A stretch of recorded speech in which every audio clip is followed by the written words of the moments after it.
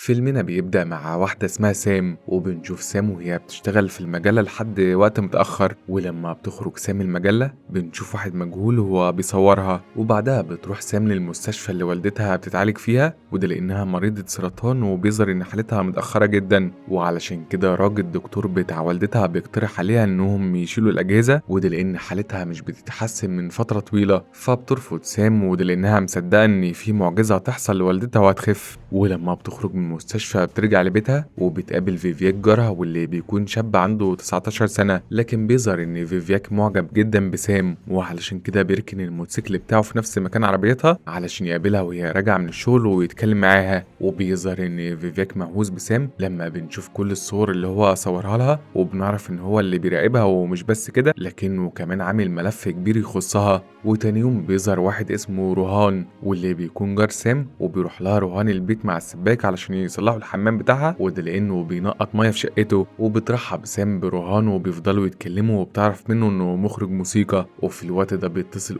بسام، واللي بنعرف انه حبيبها، لكن بيظهر ان سام متضايقه منه علشان كده مش بترد عليه. وبنروح بعدها لفيفياك، واللي بنشوفه في محل موبايلات، وده لانه بيصلح تليفون سام اللي باظ. وبيتعصب فيفياك على صاحب المحل لما بيلاقي ان التليفون لسه بايظ وانه ما صلحش ولا حاجه، لكن صاحب المحل مش بيسكت وبيزعل فيفياك وبيطرده من المحل. فبيخرج فيفياك من عنده وهو متضايق جدا، وبيتصل بسام وبيعرفها ان التليفون ما اتصلحش، لكن سام بتكون مشغولة وبتقفل معاه على طول. ولما بتقفل معاه بتكمل الاجتماع بتاعها، واللي بتعلن فيه صاحبة المجلة ان نانديني بنتها هي اللي هتمسك الإدارة من بعدها. فبتعترض سام، وده لأنها مش واثقة في إدارة نانديني، وبتتحجج بأنهم بيمروا بفترة صعبة في المجلة وإنهم ما ينفعش ياخدوا أي قرارات مفاجأة. لكن نانديني بتكون واثقة من نفسها وبتحرج سام قدام الكل، وبتقولها إن هي عارفة كويس هتدير المجلة إزاي. فبتخرج سام من الاجتماع وهي محبطة، ولما بترجع مكتبها بتلاقي مساعد موجود وبيعرفها انه عايز يقابلها. فبتضطر سام انها توافق وبتروح معاه. وفي الوقت ده بيكون فيفياك في المجلة وبيراقبها وبيصورها وهي خارجة. وبعدها بتوصل سام لبيت وبتبقى متضايقة جدا منه، وده لان متجوز ومفهمة ان هو هيطلق مراته وهيعلن علاقتهم قدام الكل، لكنه بيتحجج بالفيلم الجديد بتاعه اللي قرب يتعرض، وان ممكن الفيلم يفشل لو الفضيحة دي انتشرت وسط الناس. فبتقوله سام ان هو بيقول لها الكلام ده من فترة طويلة، وان هو وعدها انه هيطلق مراته. فبيحاول انه يهديها وبيوعدها انه هيطلقها في اقرب وقت، وبيفكرها انه مش بيحب مراته وانه اتجوزها علشان المصلحة بس. فبتصدقه سام وبتسامحه، وبعدها بشوية بيوصلها لحد البيت. وفي الوقت ده بيكون فيفياك واقف وبيشوفهم وبيتضايق جدا، وده لانه بيغير من ولما بيدخل اوضته بيقعد على اللابتوب بتاعه، وبنفهم انه هاكر. وبيخترق وقتها فيفياك حساب الشرطة، وبيحط صورة صاحب محل الموبايلات في سجل المطلوب القبض عليهم علشان ينتقم منه من بعد ما طرده من المحل. وتاني يوم بيروح فيفياك المحل وبيشوف الشرطة وهي بتحقق مع صاحب المحل، وبعدها بيتكلم معاه وبيعرفوا ان هو اللي عمل كده، وبيبتزه علشان ياخد منه موبايل جديد غالي. ولما بيجي الليل بيروح عيد ميلاد سام وبيديها الموبايل هدية. فبتشكره سام لكنها بتستغرب، وده لان الموبايل غالي جدا خصوصا ان هو لسه طالب. وفي الوقت ده بيحضر روهان العيد ميلاد وبيدي هدية لسام، وساعتها بنشوف فيفياك وهو بيراقبه من بعيد وبيبقى غيران جدا ومتضايق. وبعد العيد ميلاد بتتصل سام وده لأنه اتأخر عليها وما حضرش عيد ميلادها، وبتتضايق أكتر لما بيتجاهلها وما بيردش عليها. فبتفضل سام تشرب لحد ما بتسكر، ومش بيبقى في حد في البيت غيرها هي وفيفياك، واللي بيشوفها وهي منهارة وعلشان كده بيقرب منها وبيبوسها. وتاني يوم بتفوق سام ومش بتبقى فاكرة حاجة من كتر الشرب، لكنها بتتصدم لما بتلاقي فيفياك نايم جنبها. وفي الوقت ده الباب بيخبط، فبتترعب سام لما بتعرف ان هو اللي بيخبط عليها، لكنها مش بترضى تفتح له وبتطلب من فيفياك انه يمشي بسرعة قبل ما حد يشوفه. وبعدها بتجهز وبتروح المجلة، وبيظهر عليها انها متضايقة ومش بتبقى مركزة. وبتتفاجئ لما فيفياك بيروح لها المجلة وبيبقى معاه اكل علشان يتغدوا سوا، وبالصدفة بيسمع فيفياك نانديني وهي بتزعل سام، فبيتضايق جدا. وبعدها بيدخل مكتب سام واللي بتتعصب عليه لما بتشوفه، وبتطلب منه انه ما يروحلهاش شغلها تاني. لكن فيفياك بيفضل متعلق بسام ومش بيبقى عايز اي حد يضايقها، لدرجة انه بيخترق حساب حساب نانديني علشان ينتقم منها، وبيسرب أسرار المجلة كلها للمنافسين، وبسببه المجلة بتخسر كتير وبينسحب المستثمرين منها. وبتجتمع بعدها نانديني بكل الموظفين وبتعرفهم إن هي استعانت بمتخصص في التكنولوجيا علشان يكتشف مين اللي ورا التسريب. وبتتصدم سام لما فيفياك بيتصل بيها وهو مبسوط وبيسألها إن كانت نانديني اتعلمت الدرس كويس، فبتفهم سام إن هو اللي ورا الاختراق وبتطلب منه إنه يقابلها بسرعة. فبيوافق فيفياك وبيقابلها، وهناك بتتخانق سام معاه وده لأنه دمر شغلها وإنه بسببه المجلة خسرت مستثمرين. وبتتصدم أكتر لما فيفياك بيقول لها إنه عمل كده علشانها وإنه هينتقم من أي حد يقرب لها. فبتواجهه سام بالحقيقة وبتقوله إن ما فيش حاجة ما بينهم وإنهم مجرد أصحاب. فبيتضايق وقتها فيفياك وده لأنه افتكر إنهم قربوا من بعض من بعد العيد ميلاد. فبتفكره سام إن هي أكبر منه بكتير وعلشان كده هي ندمانة بسبب اللي حصل ما بينهم وبتطلب منه إنه ينساها. لكن فيفياك مش بيتقبل الحقيقة وبيفضل يضغط عليها لحد ما سام بتتعصب وبتضربه بالقلم وبتسيبه وبتمشي. فبيحس فيفياك بالإهانة وبيقرر إنه ينتقم منها، وعلشان كده بيدخل بيتها وهي مش موجودة وبيحط كاميرات مراقبة في كل مكان.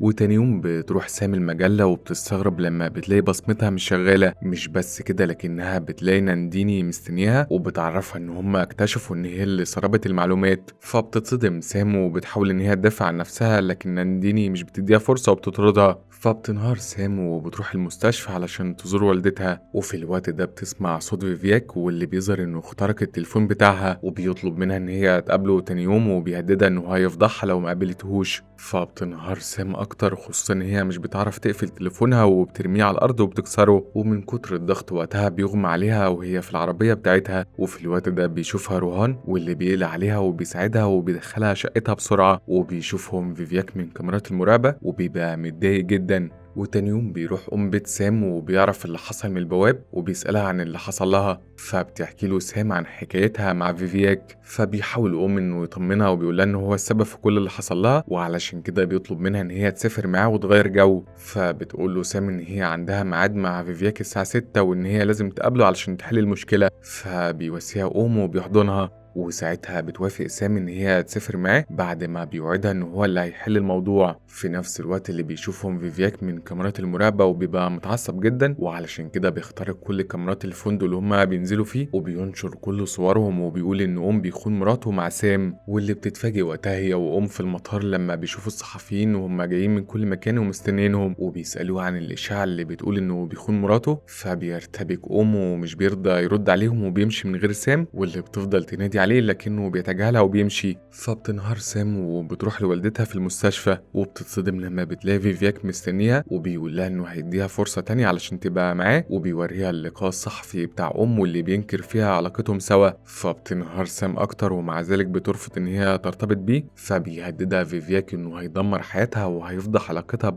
وبتتدمر حياة سام فعلا، واللي بتبقى مش لاقيه فلوس انها تصرف على نفسها وبتقرر ان هي تسمع كلام راجو وبتشيل الاجهزة من على والدتها واللي بتموت بعدها فورا. وهناك بنشوف روهان واللي بيساعد سام وبيكون واقف معاها في كل حاجة. وفي يوم الجنازة بيروح علشان يعزيها، لكن سام بتقطع علاقتها بيه وبتطلب منه انه يبعد عنها وعن حياتها. وفي الوقت ده بتقبض الشرطة على فيفياك وبنعرف ان سام هي اللي بلغت الشرطة عليه، وبيضربوا الضابط قدام سام وبيهينه. وبيخاف فيفياك جدا لحد ما الضابط بيخرج من الأوضة، وساعتها بيستغل الفرصة لما بيشوف تليفونه وبيقرر انه يخترقه علشان يهدده بخيانته لمراته. فبيخاف الضابط وبيتصل بسام وبيعرفها ان مفيش ادله كافيه على فيفياك وان هما هيوقفوا التحقيق. فبتتصدم سام وده لانها بتتاكد ان فيفياك خطر جدا وبقى قادر يسيطر على الشرطه وان هي مش هتعرف تتخلص منه بسهوله. وبعدها على طول بيتصل بيها واحد صاحبها واللي بيطلب منها ان هي تفتح صفحتها على الفيسبوك، وبتتصدم لما بتلاقي بوست عن علاقتها وكل المشاكل اللي حصلت ما بينهم، وبتنهار وبتفضل تعيط قدام روهان واللي بيقرر وقتها انه يهجم على فيفياك في بيته وبيضربه وبيهدده انه هيقتله لو ما بعدش عن سام. فبيضحك فيفياك بجنونه وبيعصب روهان اكتر واللي بيفضل يضرب فيه لحد ما بتوقفه سام وبتدخله شقتها. وبعدها بتلاحظ الجرح اللي في ايده فبتدور على شنطة الاسعافات علشان تعالجه. وفي الوقت ده بتشوف صورة ليها وهي مع روهان وهم صغيرين، واللي بتكتشف وقتها سام انه روهان كان صاحبها من زمان،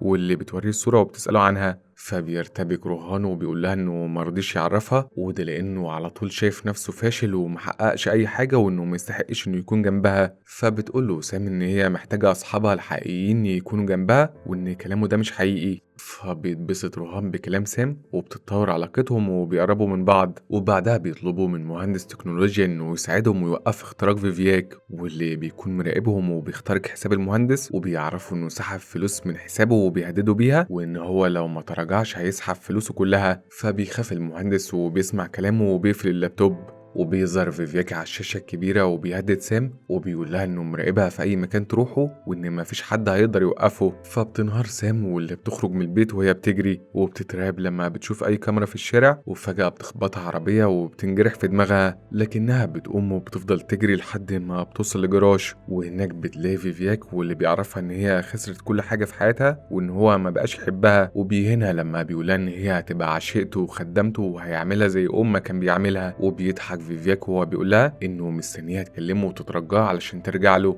وبعد ما بيمشي بتقابل سام روهان في حانة واللي بيبقى فيها مزيكا عالية علشان فيفياك ما يقدرش يسمعهم، وبتقول سام لروهان ان هي هتنتقم منه، واول حاجة هيعملوها ان هم لازم يدوروا ورا فيفياك ويكتشفوا كل الجرائم اللي هو عملها. فبيوافق روهان وبيبدأ انه يراقب فيفياك لحد ما بيوصلوا لواحدة اسمها رايا، واللي بيظهر انها صاحبة فيفياك، وعلشان كده روهان وسام بيقابلوها وبيسألوها على علاقتها بفيفياك. فبتقول لهم رايا ان هي بتكرهه جدا وبتحكي لهم عن اللي هو عمله فيها وان هو برضه اخترق حسابها، وده لانها رفضته، ومن بعدها بدأ انه يهددها انه هيفضحها قدام جوزها، وعلشان كده هي قبلت انها تشتغل خدامة عنده في البيت. وبتكمل رايا كلامها وبتقول ان فيفياك ليه ضحايا كتير، وان اخرهم صاحبته في الجامعة واللي انتحرت بعد ما يأست بسبب ابتزازه ليها. وساعتها بتقرر سام ان هي تقابل فيفياك في فندق وتخليه يعترف بكل جرايمه وهتسجله، وبتطلب من روهان انه يساعدها في اللي هتعمله، لكن فيفياك بيكون مهكر كل كاميرات الكافيه اللي هما فيه وبيسمع خطتهم، وعلشان كده بيخدر روهان قبل ما يقابل سام في الفندق، وبيوريها صورة روهان وهو متخدر وبيهددها انه هيقتله لو هي ما خرجتش معاه.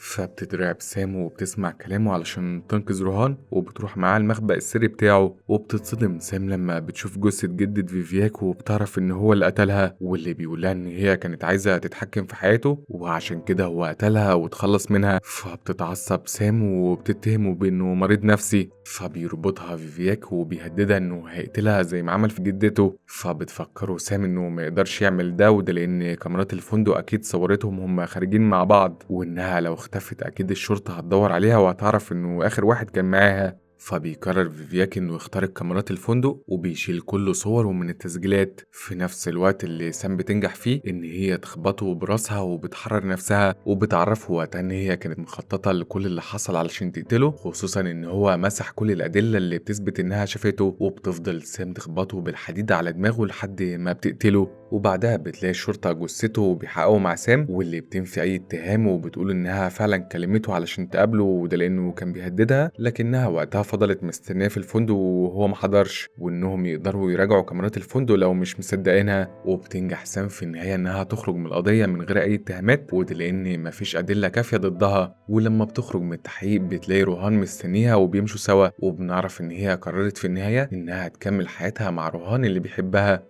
وبيخلص الفيلم. ما تنسوش تكتبوا لنا اللي فهمتوه من المسلسل وترشحوا لنا حاجات تانية علشان نلخصها، وتتابعونا على صفحتنا على الفيسبوك أو قناتنا على اليوتيوب، واستنونا في فيلم جديد في الخلاط. سلام.